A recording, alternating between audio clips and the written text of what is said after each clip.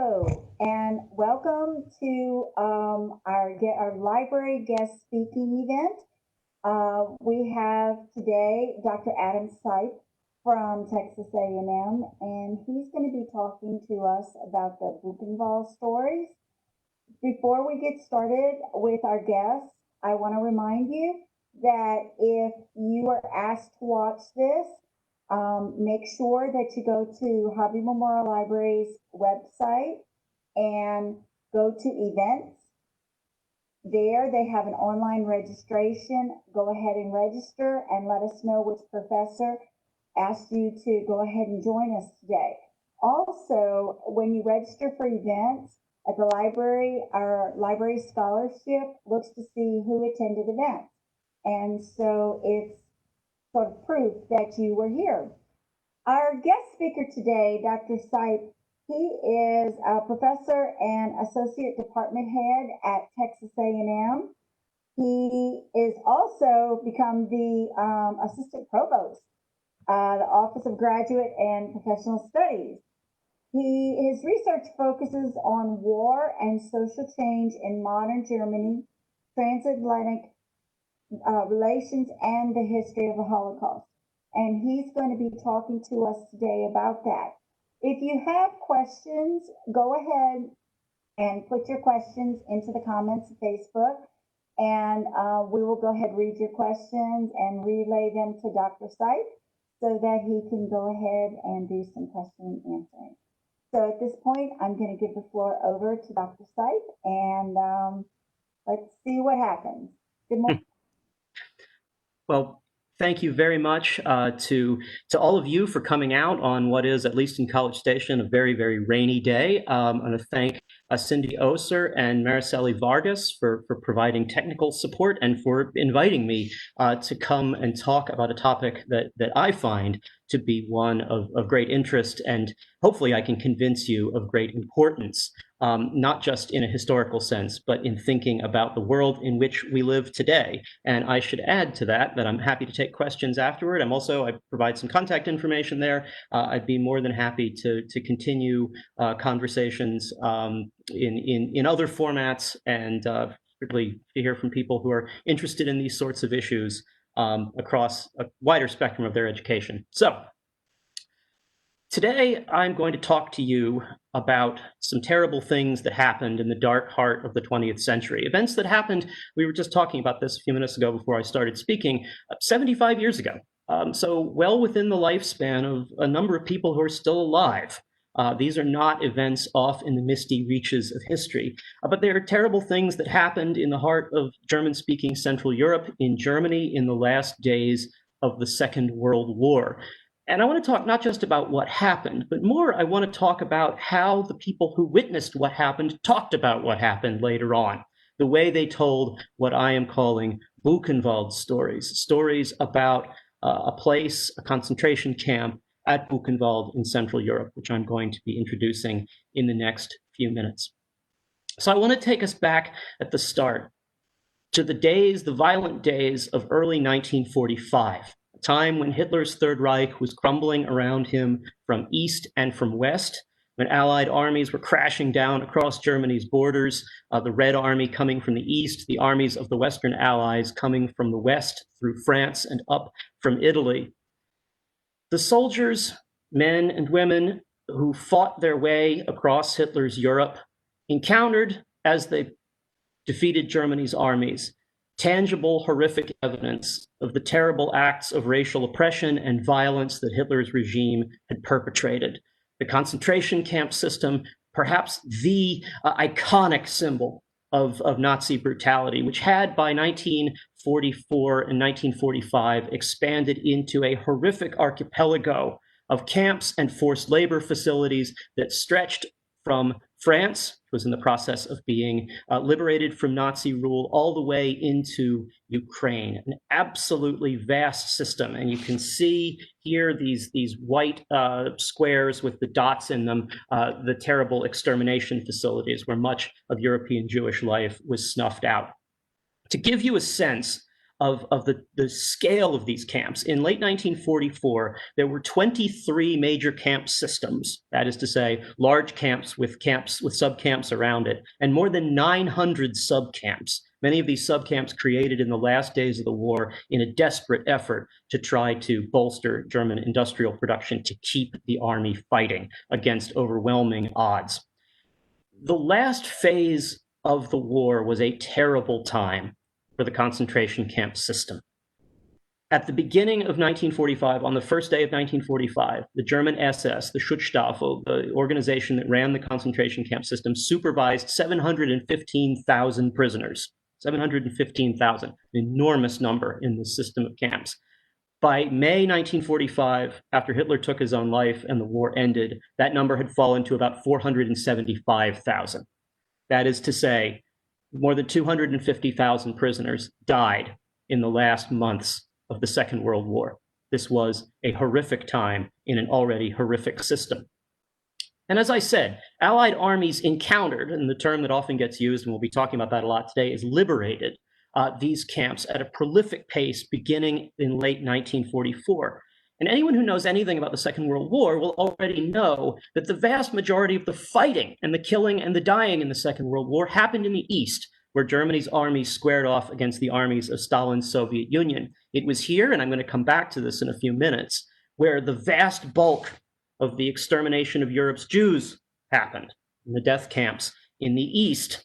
And so it is not surprising that the first major concentration camps were liberated not by the Western Allies, but by the Soviet Army, beginning at Majdanek here in July 1944. In January 1945, the Red Army, and this is crucial, reached the vast industrial killing site / forced labor facilities / prison at Auschwitz-Birkenau. Now, this is really important, and this comes up again and again, and this sounds like technicalities, but it isn't. It's really important to remember here that the great extermination centers, the places, the mass murder facilities in which many of Europe's Jews were murdered, Treblinka, Chelmno, Belzec, had already been closed by 1944, and they'd been closed largely because they ran out of victims. Simple truth is that European Jews in the places where European Jews had historically lived had been murdered already. So some of the camps remained open, places like Auschwitz and Majdanek, but those were because they doubled as forced labor facilities, vast forced labor factories where Jewish and non-Jewish prisoners were forced to work in support of the German labor industry. The first time that Americans encountered concentration camps was actually in France, the Natzweiler camp in the fall of 1944, camps that were already essentially abandoned, almost empty of prisoners. American forces did not really encounter concentration camps in any size until April 6th, 1945, when they reached a subcamp of the Buchenwald camp network at a place called Ohrdruf, right outside of Buchenwald. And you can see, if you follow my cursor, Buchenwald here, dead in the heart of central Germany. On April 6th, 1945, American forces belonging to the 6th Armored Division entered the camp at Ohrdruf. And 5 days later, American forces entered the enormous concentration camp complex called the Buchenwald Main Camp. That is where I'm going to spend much of my time in this talk today. The story I'm going to tell today is the story of how American soldiers and other eyewitnesses told the story of what they found when they got to Buchenwald. I'm not so much interested in accuracy versus inaccuracy per se.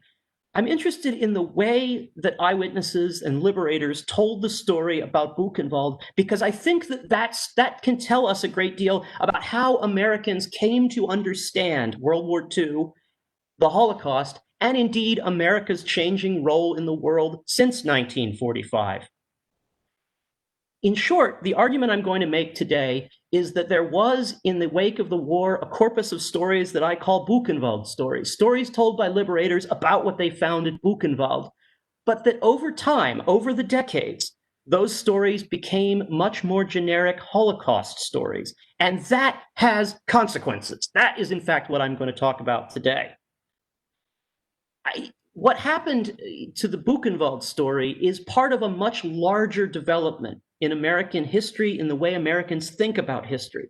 Veteran testimonies, testimonies from veterans who were there for the liberation of concentration camps, shifted over time. We know that. Everyone who's tried to tell a story about a family vacation that they took as a kid knows that memories shift over time. That is a part of the human condition. It's a part of how our memories work. There's nothing wrong with that. There's no accusation there. Memories shift. What I'm interested in as a historian is when memories shift in patterns. As a historian, those are the stories that I want to tell because that reflects something deeper that's going on. The way that these stories interact with wider society and the way they interact with each other. That is the story that I'm going to tell today. Veterans' testimonies became central to the way that Americans understand and understood World War II and the Holocaust at the same time that World War II and the Holocaust became more central to how Americans think and thought about America's place in the world. These stories matter, or at least that's what I'm going to try to convince you of in the next few minutes. But these shifts, and I'll provide some examples of that coming up, had real consequences. They had consequences for the historical record and for the way that Americans think about America's place in the world. And just to sort of set some context here, I want to make a couple of sort of basic historical points that are going to help situate this story. The fact of the matter is, the vast majority of what we today call the Holocaust happened long before the first American soldiers stepped foot on the beaches of Normandy in Western Europe. And they happened hundreds and indeed thousands of miles from where the farthest American soldiers reached into the vastness of Hitler's regime. The vast majority of Jewish life was in Eastern Europe, particularly Northeastern Europe. A great way to think about this is if you divide Europe into quadrants, with Vienna at the center, the place where the two axes meet. 75% of the dying in the Holocaust happened in this top quadrant here, in Northeastern Europe, in what are today the countries of Russia, Ukraine, Belarus, Lithuania, Latvia, Estonia, Poland. That is to say, hundreds of miles from any place where an American soldier would set foot in the Second World War. The other truth is that by the time American soldiers landed in large numbers on the shores of Western Europe, the vast majority of Europe's Jews who would die in the Holocaust were already dead. Another great way to think about this, on the first day of 1942, 75% of Jews who would die in the Holocaust were still alive. On the last day of 1942, 75% of Jews who would die in the Holocaust were already dead. The sad, lamentable fact is that the American presence in Nazi-occupied Europe, the American participation in the liberation of Nazi-occupied Europe, was of vital world historical importance, but it saved relatively few Jews from what we today call the Holocaust because the sad, lamentable truth is that they were already dead. But that as the Holocaust has become more central to the way that Americans think about the Second World War, we have, in effect, taken the Holocaust and moved it westward in space and backward in time, such that the American story about the Second World War has become enmeshed in the Holocaust in a way that, sadly, the historical record simply does not support. That is really, really important and fundamental to what I'm going to say for the rest of my remarks. So, the evidence that I'm going to present to you today comes from what I like to call the golden age of Holocaust liberation testimony, a period that lasted from about 1978 to 2001. This was an age in which lots and lots of liberators told their stories, not just liberators, also survivors, eyewitnesses, etc. Lots of liberators told their story. And I think it's important to ground ourselves a little bit in why. And there are, I would say, 4 reasons. The first is generational. The American men and women, mostly men, because this was the military, who liberated the camps, were generally born between 1915 and 1925, which meant that by the 1970s, they were reaching an age of seniority, and some of them, the oldest, were beginning to pass from the earth. They were, in a sense, at the peak of their political power, and you think about the number of American presidents who were veterans of the Second World War. They were also at a position where they were ready to tell their stories. But it's one thing to have people ready to tell their stories. It's another to find people to listen. And during this period, a series of cultural and political events put Europe and the Second World War at the center of American consciousness in a way that it certainly has not been since then. In 1978, an exceedingly important television miniseries starring, among other things, a very young Meryl Streep called Holocaust told the story of a fictional Jewish family in Central Europe to an American audience, really for the first time. Really before 1978, relatively few Americans used the word Holocaust. After 1978, the word Holocaust became a part of the American lexicon in a way that it hadn't before. In 1981, there was a major conference of liberators in Washington in which a lot of oral history testimonies were taken. The 40th and 50th anniversaries of D-Day and the end of the Second World War, the fall of the Berlin Wall in 1989, Schindler's List, Steven Spielberg's a magnificent film, in 1993, the same year that the United States Holocaust Memorial Museum opened in Washington, D.C. In 1992, Stephen Ambrose's best-selling book, Band of Brothers, which I'll come back to later on, which was made into an HBO miniseries in 2001, which again, I will talk about later on. Third, there was not just interest, there were efforts to preserve the testimony of liberators.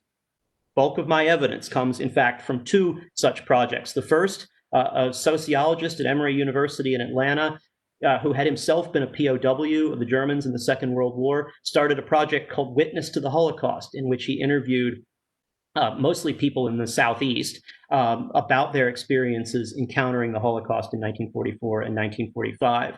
And then the 800-pound gorilla, Steven Spielberg, who after making Schindler's List started a memorial foundation, the Shoah Foundation, that created a massive video archive of testimonies about the Holocaust, some 56,000 videotaped testimonies, which you can access on the internet today. It is absolutely astonishing. And then very much related to that, fourth, technology. Easier recording devices, video recording, digital recording. It just got a whole lot easier to record these stories. And in fact, the research that I'm talking to you about today is based on listening to somewhere between 120 and 150 testimonies that were digitally recorded during this period. It is also during this period that the liberation of the camps became, along with D-Day, the Normandy landings, the central point in American public memory of the Second World War in Europe. And there were lots of knock-on effects to this. In 1985, the Holocaust Museum, with the institution that became the Holocaust Museum, the Holocaust Memorial Council, set up a process by which units could be recognized as liberators for having participated in the liberation of the camps. I don't have time to talk about all the things that are kind of crazy about this system, but if people want to talk about it in the Q&A, I'd certainly be happy to. So far to date, 37 US divisions have been recognized as liberators of concentration camps. That has all kinds of problems. Again, we can get into that in the Q&A. Two divisions, the 6th Armored and the 80th Infantry Division, are recognized as the liberators of the camp complex at Buchenwald, which is where I want to turn next. Buchenwald, which I just showed you on the map, was built as a concentration camp in 1937. It was a prison for the vast majority of its existence. Most of the prisoners who were there were somehow labeled as enemies of the Nazi state. They were socialists. They were political prisoners of various kinds from Germany and from outside of Germany. Buchenwald generally had a population of about 10,000, the vast majority of whom were non-Jewish. That's really important, with the exception of a period right after Kristallnacht, the Night of the Broken Glass, great anti-Jewish riots of in November 1938. The vast majority of the population were non-Jewish. Buchenwald was a terrible place to be. It was a prison. It was a concentration camp. It was an awful, brutal place. Within Buchenwald, a smaller complex called the Small Camp, which was essentially a place where sick prisoners were sent, given no medical attention and no food, and left to die. As the camp system collapsed in early 1945, prisoners flooded into Buchenwald from other camps. At one point, shortly before the end of the camp system, there were about 112,000 prisoners in and around Buchenwald, an astonishing number of people for a camp built to hold 10,000. In its history, in its 8-year history, about 240,000 prisoners passed through Buchenwald, about 56,000 of whom died there. This was a terrible, brutal place. It was not an extermination facility, but that didn't make it any less terrible and brutal. Buchenwald was encountered by the Americans, again, on April 11th, 1945, by an advance unit. There's a great deal of debate about who actually got there first, but again, that's something I can talk about in the Q&A. Much of it revolves around contrasting memories. It's actually an astonishingly difficult question to answer, though it seems straightforward. Certainly the most famous, widely read account, some of you may have encountered this in high school, it's commonly used in Texas schools, is by the great Holocaust memoirist and thinker Elie Wiesel, who was an orphaned teenager barely surviving in a bunk in Buchenwald on April 11th. And he wrote in his iconic memoir, Night, quote, "At 6 o'clock in the afternoon, the first American tank stopped at the gates of Buchenwald." In the days immediately following liberation, thousands of American military personnel and civilians came to Buchenwald to witness what they had heard rumors about through their command. Buchenwald became a highly visited tourist site by American soldiers in the last weeks of the war. The legendary broadcast journalist Edward R. Murrow visited the day after liberation. He then returned to London and made what is commonly called the broadcast from Buchenwald, though it wasn't from Buchenwald, the first time many Americans heard about a concentration camp. It's about 8 minutes long. You can find it on YouTube. It is devastating. I absolutely recommend Edward R. Murrow's broadcast from Buchenwald.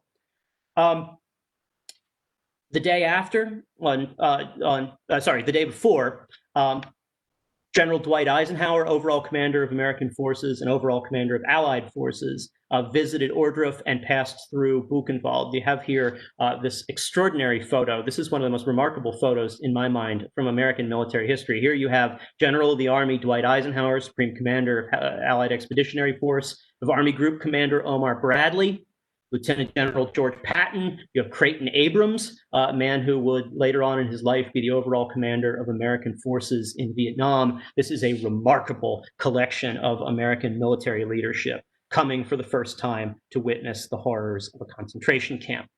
It is here that Eisenhower made one of his most extraordinary remarks as overall commander. He said, words that echo down through the years, "We have been told that the American soldier does not know what he is fighting for. At least now he knows what he is fighting against." This is often credited as being sort of iconic Eisenhower statement as a pithy summation of the experience of encountering camp. I see this as an extraordinary admission of failure. This is April 1945. The United States has been at war for 3 years, an enormous amount of blood and treasure. And even in April 1945, the commander of American and Allied forces was not sure that he was convinced that American soldiers knew what they were doing in Europe.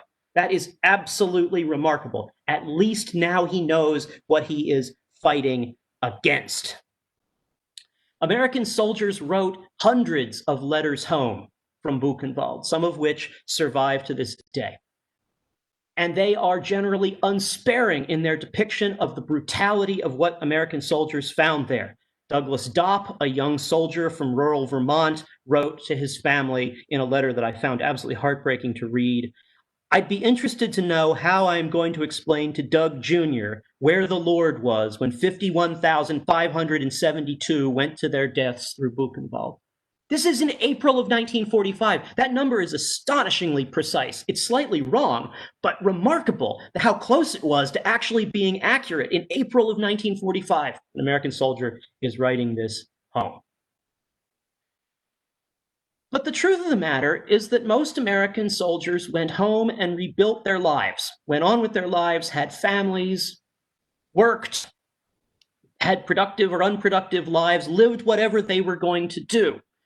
It is a fact widely acknowledged that there wasn't a whole lot of discussion of what we call the Holocaust in American public life. For decades after World War II, it certainly came up. American Jewish communities certainly talked about it. There were moments like the Eichmann trial in 1961 in which the Holocaust attracted some degree of interest. But as I said earlier, the fact of the matter is, until the late 1970s, most Americans did not use the term Holocaust. A fact which is fairly stunning today, given that I teach a class called the Holocaust. Many of you may have taken classes or will take classes called the Holocaust. It's now a word that is widely recognized. At the time, it really, to a remarkable degree, wasn't. It wasn't really until the 1970s, and particularly the late 1970s, in which the Holocaust became a real touchstone of American public life. And with it came what one American scholar, Alvin Rosenfeld, has called the Americanization of the Holocaust, the turning of the Holocaust into an American story.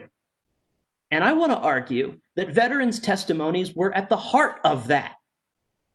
Veterans' testimonies didn't just shift how Americans thought about the Holocaust. The way Americans thought about the Holocaust shifted veterans' testimonies. And that's what I want to talk about in the remainder of the time that I have. There are lots of different ways into this. I want to talk about two.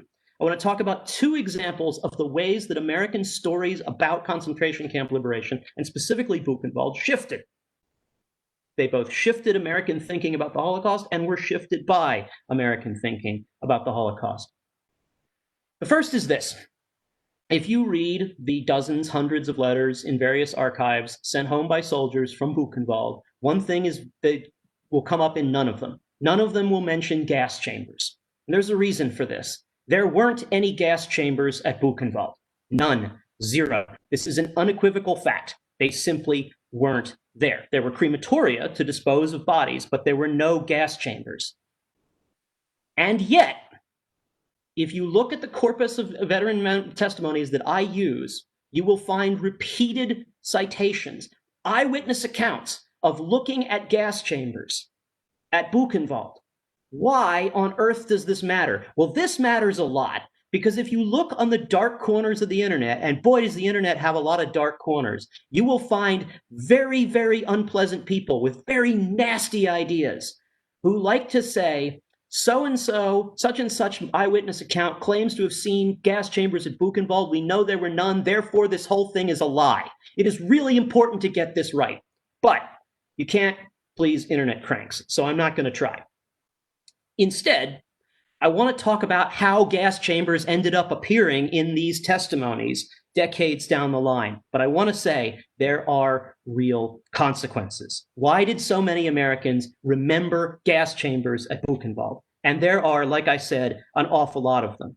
The American soldier Joe Solers wrote home from Buchenwald in 1945, in April 1945, with a heartbreaking, brutal depiction of what the crematoria were like, seeing bodies stacked up in the crematoria. He was not interested at all in sparing the feelings of his family. He wanted to say what he had seen.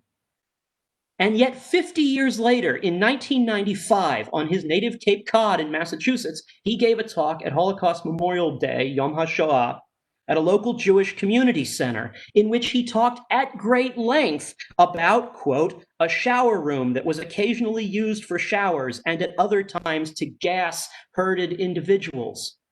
Why did Joe Solers, an otherwise intelligent and reasonable human being, come to remember something that had not happened to him?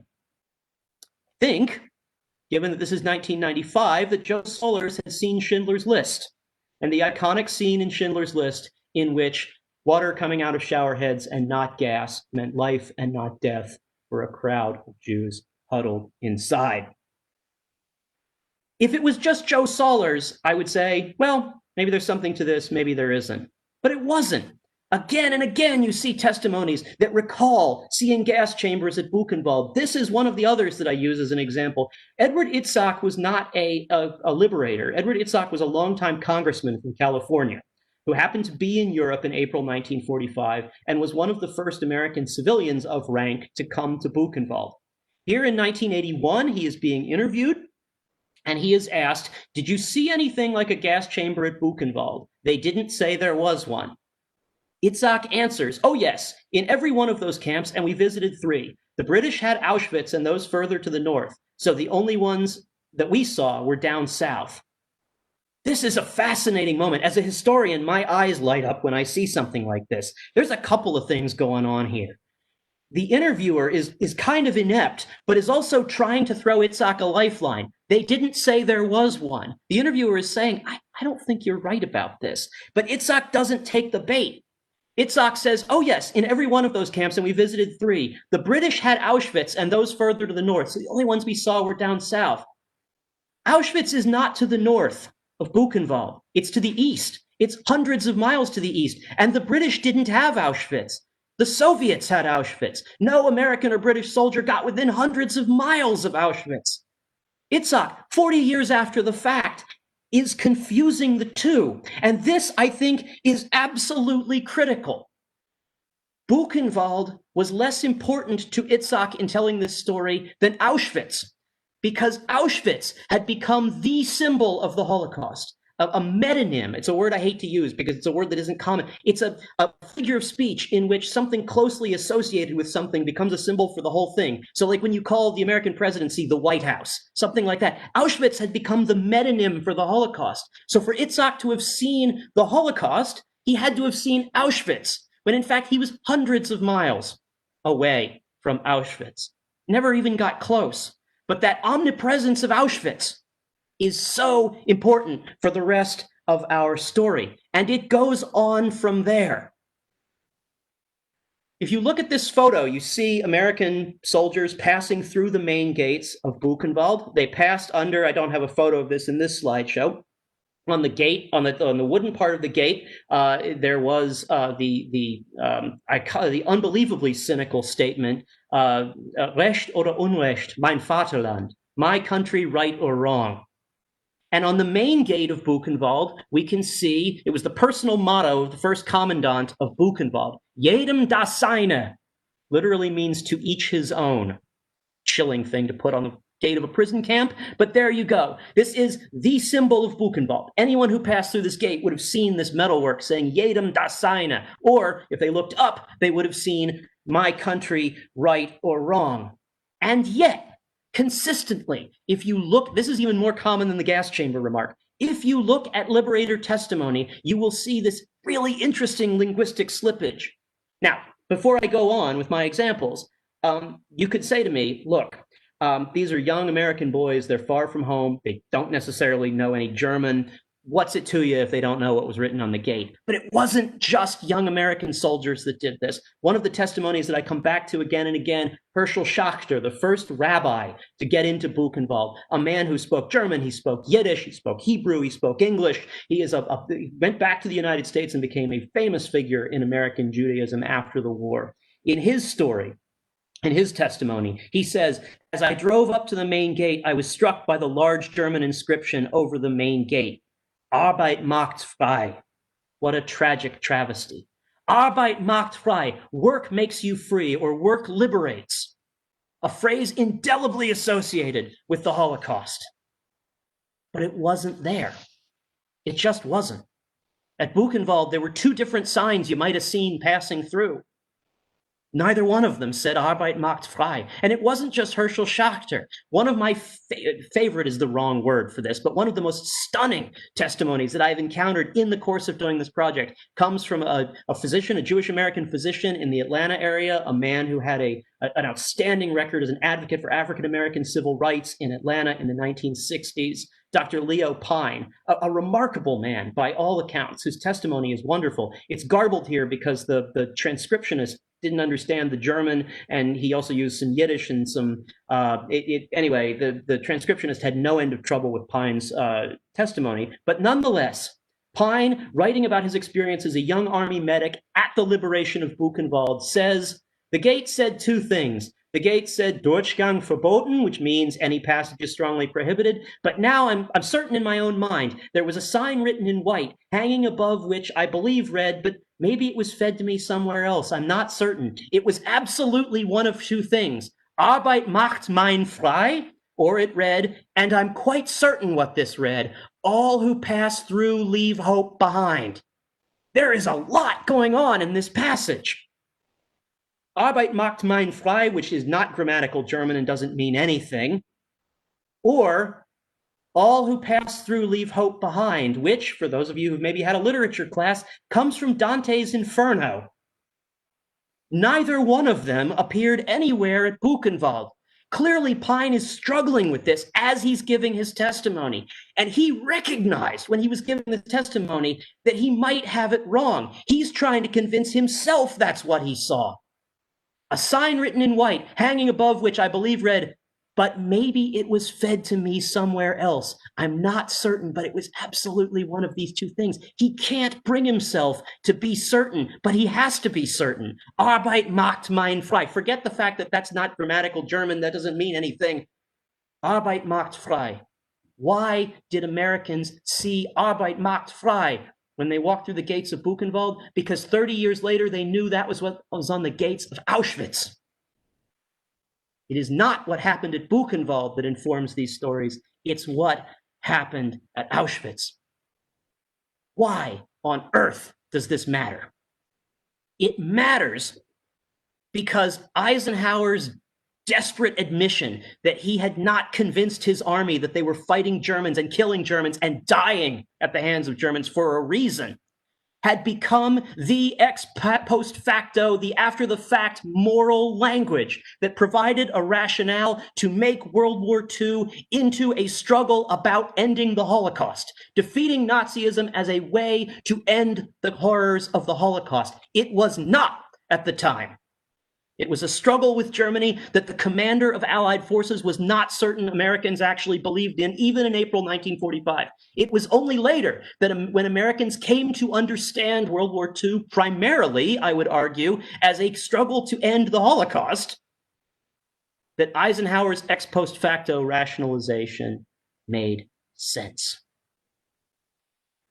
And I think, and this is the last part of my remarks today, that we can see this play out in more contemporary depictions of liberation, contemporary conversations about liberation. And here I want to talk about Band of Brothers, which some of you may have read and some of you may have seen. Again, a book by the historian Stephen Ambrose profiling a company of men from the 101st Airborne who fought their way across Europe from Normandy into the heart of German-speaking Europe. One of the things I find fascinating about the book Band of Brothers is that there is almost no mention of the Holocaust in it. In fact, there is one paragraph on the last page of Band of Brothers that briefly mentions the fact that the men of Easy Company were there for the liberation of a concentration camp. And essentially all he writes is, quote, "It was so horrible that it was impossible to fathom the enormity of the evil." End quote. The television show Band of Brothers, the HBO miniseries from 2001, actually devotes the best part of an entire episode, the second to last episode in the series, to the American liberation of a concentration camp. They never mention it explicitly, but the camp that Easy Company participated in the liberation of was the Landsberg subcamp of the Kaufering subcamp of Dachau. That is to say, down in Bavaria, not far from Munich. Those of you who've seen this show may actually remember this. It's a pretty haunting episode. In the episode, American soldiers encounter what was, in fact, an armaments factory, hastily built, scratched out of the earth. An armaments factory. They walk in, a German-speaking soldier starts to talk to a prisoner who is emaciated and looks on the point of death. He asks, who is in this prison? The prisoner starts listing off groups of people who are there. And then as the music soars, he says, Juden, Jews, Juden, Juden. This is interesting. The Landsberg subcamp of the Kaufering subcamp of the Dachau main camp was essentially the only camp in the American zone of occupation where the majority of inmates at the time of liberation were Jewish. Essentially, Landsberg is an exception that proves the rule. The story of how Americans ended the Holocaust, the murder of European Jews, is told in this episode of Band of Brothers in the one example from the American zone of occupation where it was actually accurate. This is not just a historical curiosity. This is, I think, closely connected to the larger thread that I have been trying to make. And it is also significant that the title of that second to last episode, in which concentration camp liberation plays such an enormous role, is called Why We Fight. Clearly a callback to Eisenhower's invocation, which he made outside of Buchenwald on April 12, 1945. There are other echoes of this story as well. In 2008, then presidential candidate Barack Obama told the Veterans of Foreign Wars Convention on Memorial Day that his uncle had participated in the liberation of Auschwitz. An astonishing claim, given that there were no American soldiers within hundreds of miles of Auschwitz, and Auschwitz was, as I have mentioned repeatedly, liberated by the Soviets. Barack Obama, a deeply historically informed and thoughtful politician, had simply inherited a family legend that his uncle had been at the liberation of Auschwitz. His uncle, Charles Payne, from Kansas, had been at the liberation of the Buchenwald subcamp of Ohrdruf. But in family lore, Ohrdruf had become Auschwitz, a story that we have seen repeatedly in the course of this talk. This story matters because of the enormous symbolic weight that the Holocaust has come to occupy in American public life in the subsequent years, and the way that the Holocaust and the story of America and the Holocaust has become entangled with popular views of America's role in the world. There is no better example than the fact that Band of Brothers, this HBO miniseries, had its debut on the night of September 9th, 2001.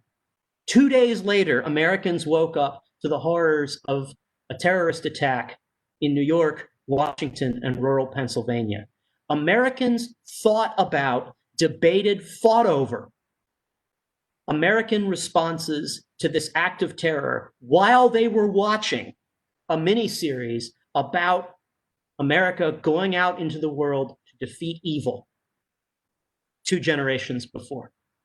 These stories are intimately connected. It is really important, and not just for reasons of historical accuracy, to get this right, because the Holocaust has assumed such a totemic weight in the way we think about the way the world works, the way we think about good and evil, right and wrong, the way we think about how America should respond to global challenges.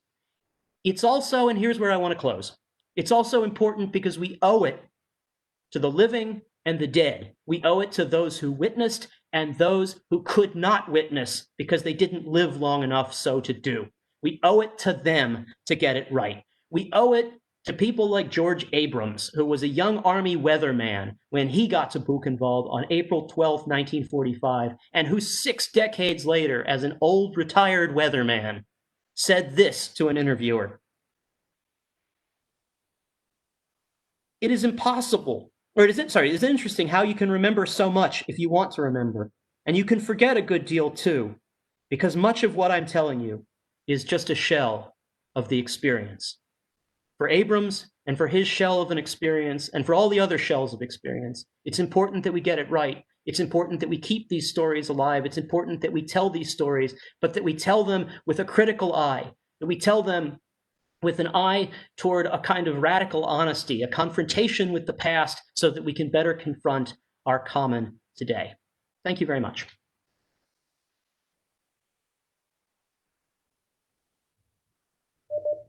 All right, thank you very much. We do have one question for you, sir.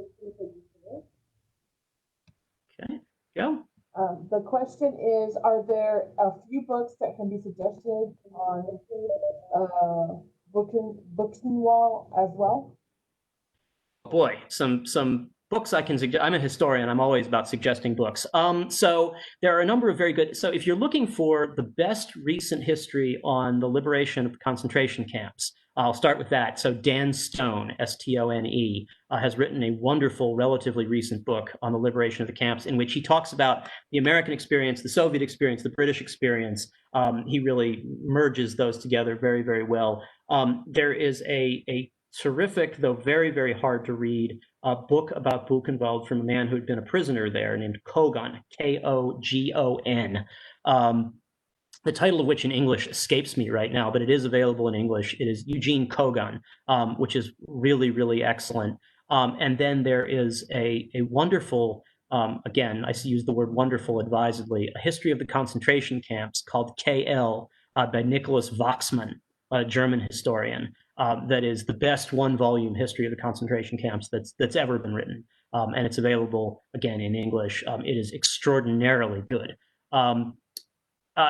So when I teach the Holocaust, this doesn't directly answer the question, but it gets to a larger point here. Two books I would highly recommend. One is Christopher Browning's book, Remembering Survival, which is an astonishing account of a Jewish forced labor camp in Poland. So Remembering Survival by Browning.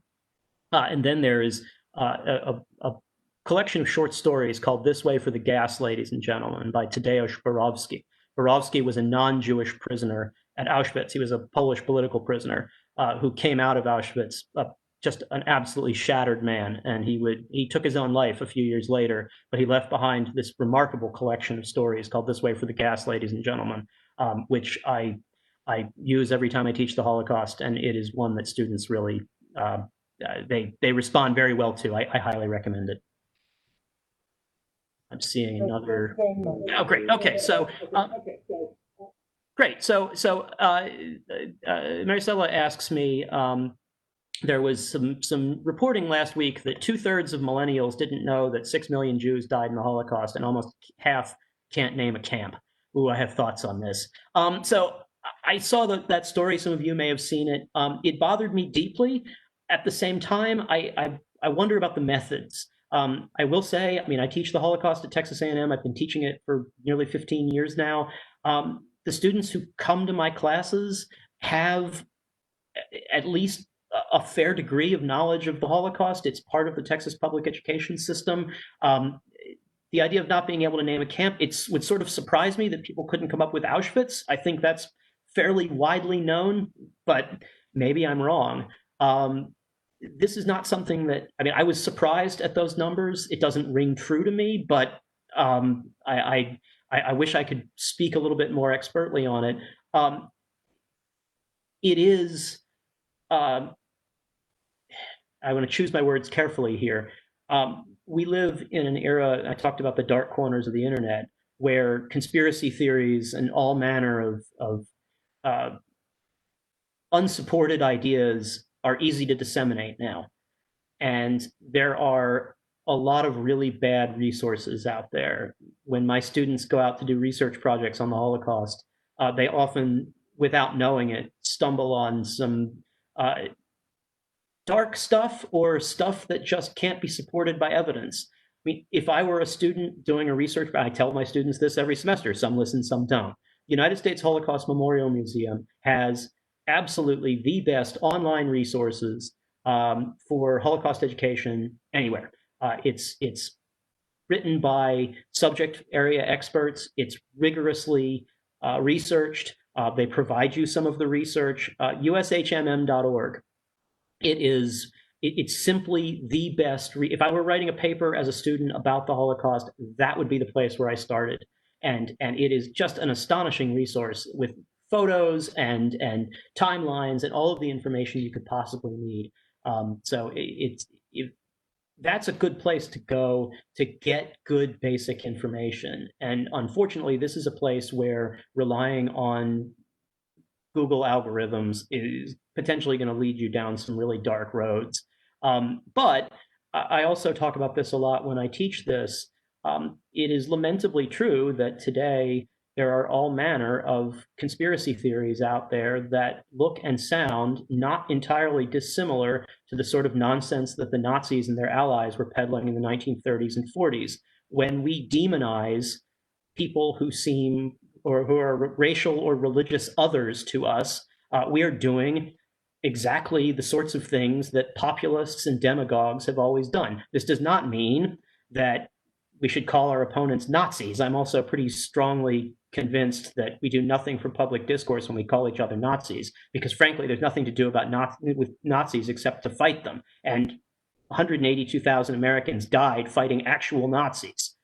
So I think when we call each other Nazis, we do a great disservice to the memory of those who died and those who fought and those who survived defeating actual Nazism. That said, it is not unreasonable to say that when we engage in sort of populist rhetoric, where we engage in dark, sometimes anti-Semitic stereotypes, then we are doing the same kind of work that populists did in the first half of the 20th century. And the results of that were millions and millions of corpses and a shattered continent. So I think we owe it to ourselves and to our democracy to do a better job of conducting our public discourse. And that was a long way away from a very straightforward question, but thanks for indulging me. I have a question. You said that there were like 3 years before they ended up at Buchenwald. Did the United States know what was going on and just look the other way, or they, what did they do? Yeah, so that's a great question. So what did Americans do? I mean, this is a highly complicated and contested issue. Several things are true. The Roosevelt administration knew with a fair degree of accuracy that Jews were being killed in enormous numbers deliberately in Eastern Europe. There was good intelligence on this from about 1942, coming out of Eastern Europe. People who were able to smuggle information out. It was getting to the Roosevelt administration. There is no question that Americans could have done more. They could have made it more of an issue. There is also no question that the Roosevelt administration was very concerned that doing so would give the Germans the ability to say that the American government was being controlled by Jewish interests, and that Americans were Germany's enemies, therefore. So that's true. There's also an issue of what could be done and when. And this gets to some very technical debates about, for instance, the range of American bombers. When could American bombers range on the extermination facilities? What measures could have been taken? Really important to remember, I mean, the time scale here is very important. When the first Americans landed in Western Europe after the invasion of Normandy in the summer of 1944, the only substantial population of Jews left in Europe was in and around Budapest, where Hungarian Jews were being ghettoized. And within months, most of them would be shipped to Auschwitz and murdered. So I've said this several times during the talk, it's worth reiterating. The lamentable truth is that the Americans got there too late for the vast majority of those European Jews who would die in the Holocaust. So those are all very complicated parts to answering the question of what Americans could have done during the war. The part of this that as a teacher, it just rankles me every time I try to teach it, is the corollary to that. What could Americans have done before the war to help Jews who were desperately trying to get out of Nazi-ruled Germany and Austria? And the answer there is unquestionably the United States and the other Western democracies, for the most part, absolutely categorically failed to protect Jews from the Nazi regime. And this was simply a function of immigration. And there were complicated reasons for this. Americans have had, there were lots of debates, perhaps unsurprisingly given America's history of immigration. There were lots of debates in the 20s and 30s. There was a very restrictive immigration law. But consistently, when given the choice to admit more Jewish refugees, successive American administrations said no.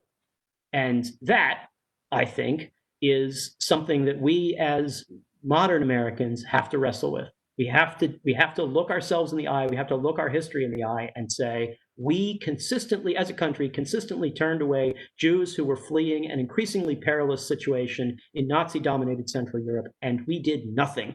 Or we not only did nothing, we actively turned people away. Very few countries were willing to take in Jewish refugees in the 1930s. And we were not one of them. And that, I think, is something that, again, as we think about America's role in the world, that is a historical parallel that I would submit that Americans should think about when we have these discussions. Again, we do nothing for our discourse when we forget history or when we make history into something overly simple, some kind of sort of titanic struggle between good and evil. The Americans always come in on the side of good. That does nothing for advancing rational discussion of America's role in the world. Thank you. Thank you for answering that. Araceli, any other questions?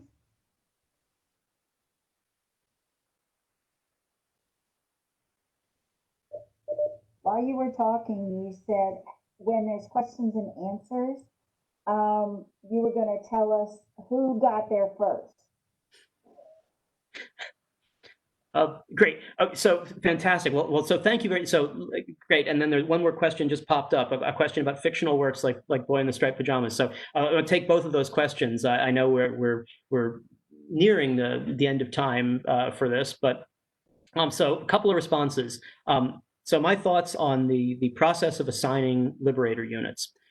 So this process, I think it is fairly safe to say, is messy and subject to political pressure. So the designation of liberator units is done by division. So a division, we might be talking about 12,000 men in 1945. Some of them, it ranges, but let's say we'll call it ballpark 12,000 men.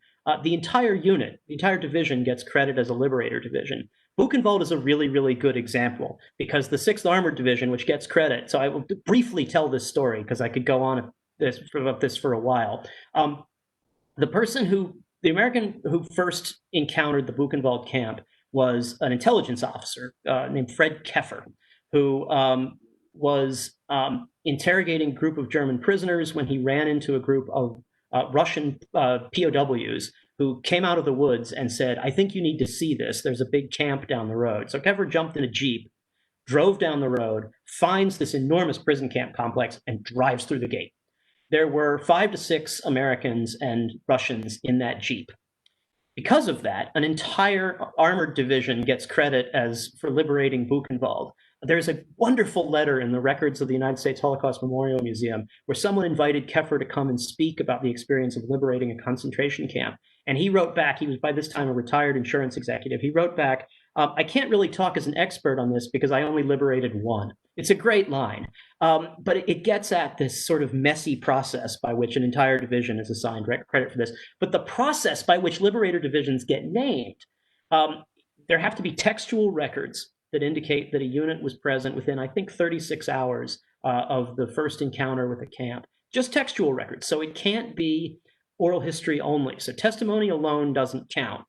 And the U.S. Army Center of Military History and the United States Holocaust Memorial Museum work together to determine liberator units.